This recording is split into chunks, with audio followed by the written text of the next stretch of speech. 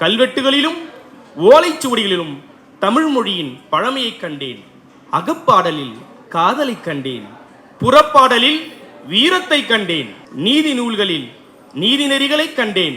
புத்தர் பேசிய பாலி மொழி மறைந்துவிட்டது. இயேசு கிறிஸ்து பேசிய ஈப்ரோ மொழி மறைந்துவிட்டது. ஏன் உலகிற்கே நாகரிகம் சொல்லிக் கொடுத்த கிரேக்கர்கள் பேசிய கிரேக்க மொழி அழிந்து கொண்டிருக்கிறது.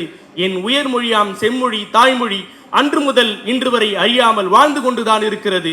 வாழ்க தமிழ், வளர்க தமிழ். தமிழில் சிந்தனை அடித்தளம் நான். கம்பன் காப்பியத்தின் கருப்பொருளும் நான் தான். வள்ளுவன் வாக்கியத்தின் முதல் பாலும் நான். பாரத போரின் முடிவும் நான் தான்.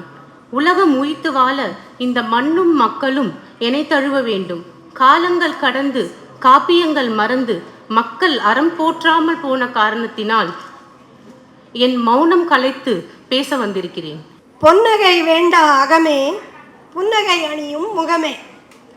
பொன்னகை வேண்டா அகமே புன்னகை அணியும் முகமே.